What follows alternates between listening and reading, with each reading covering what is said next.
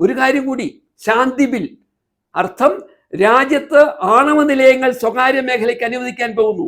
ആ ആണവ നിലയങ്ങളിൽ അപകടമുണ്ടായാൽ പരമാവധി ആണവ നിലയങ്ങൾ കൊടുക്കേണ്ട നഷ്ടപരിഹാരം കേവലം 3000 കോടി രൂപ മാത്രമായിരിക്കും. ഫുകുഷിമയിൽ ജപ്പാനിൽ അപകടമുണ്ടായ ആണവ ദുരന്തത്തിൽ നാളിതുവരെയായി സർക്കാരിന് ചെലവാക്കേണ്ടി വന്നത് ഇന്ത്യൻ രൂപയിൽ പറഞ്ഞാൽ ഏകദേശം 60 ലക്ഷം കോടി രൂപയാണ്.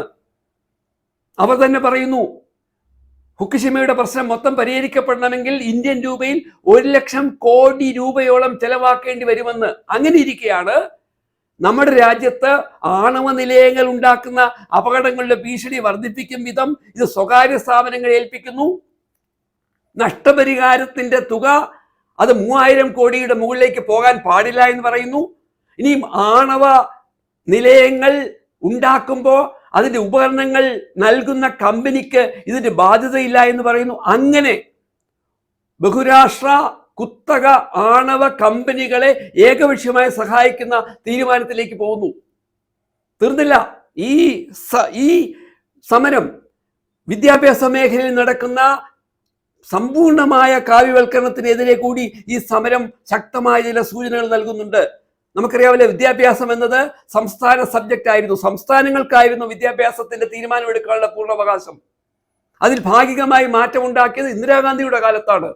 അങ്ങനെയാണ് വിദ്യാഭ്യാസം കൺകറന്റ് ലിസ്റ്റിലേക്ക് എത്തിയത്.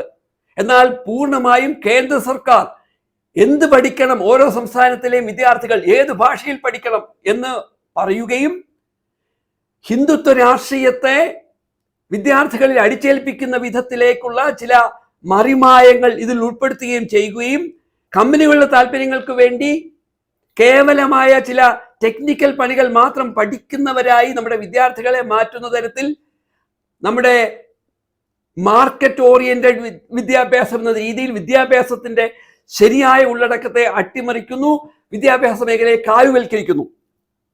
മറ്റൊന്ന്, നമ്മുടെ രാജ്യത്ത് ഏറ്റവും കൂടുതൽ ലോകത്തിൽ 100 നഗരങ്ങൾ എടുത്താൽ ലോകത്തിലെ 100 നഗരങ്ങളിൽ ഏറ്റവും കൂടുതൽ മാലിന്യങ്ങൾ നിറഞ്ഞ നഗരങ്ങളുടെ പട്ടികയിൽ 83 നഗരങ്ങളും ഇന്ത്യയിൽ നിന്നാണ്. ഡൽഹിയുടെ കാര്യം നമുക്കറിയാമല്ലോ, ഏറ്റവും കൂടുതൽ വായു മലിനീകരണം ഉണ്ടാകുന്ന ഒരു ലോകത്തെ ഏറ്റവും പ്രധാനപ്പെട്ട നഗരം. ഡൽഹിയിൽ ജനിച്ചു വളർന്ന ഒരു കുട്ടിയുടെ ശരാശരി ആയുസ്സിൽ ഏകദേശം 11.5 വർഷത്തിന്റെ കുറവാണ് ഈ പറയുന്ന വായു മലിനീകരണം ഉണ്ടാക്കുന്നത്. ഡൽഹിയിൽ അവസാനിക്കുന്നില്ല.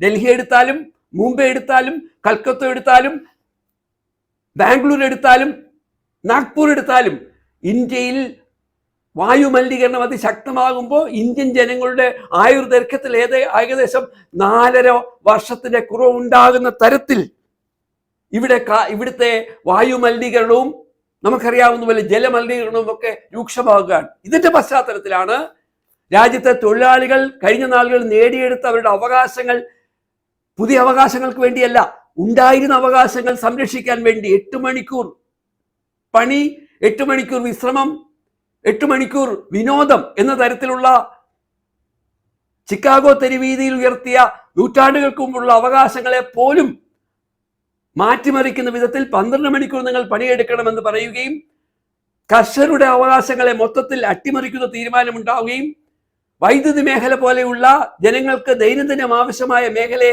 പൂർണ്ണമായും സ്വകാര്യവൽക്കരിക്കുകയും ഒക്കെ ചെയ്യുന്ന വളരെ അപകടകരമായ രാഷ്ട്രീയ തീരുമാനം ഇന്ത്യയിൽ നടപ്പാക്കുമ്പോൾ ഇതിന്റെ മുഴുവൻ ഗുണഭോക്താക്കളാക്കുവാൻ BJP ലക്ഷ്യം വെക്കുന്നത് രാജ്യത്തെയും സാർവദേശീയവുമായി പ്രശസ്തരായിരിക്കുന്ന കോർപ്പറേറ്റ് സ്ഥാപനങ്ങളാണ്. അതുകൊണ്ട് ഈ സമരം, ഇന്നത്തെ തൊഴിലാളികൾ നടത്തുന്ന സമരം ഇന്ത്യയിലെ 147 കോടി ജനങ്ങളുടെ ജീവിക്കാനുള്ള അവകാശത്തിന്റെ ഭാഗമായ സമരമാണ് എന്ന് നമ്മൾ തിരിച്ചറിയണം.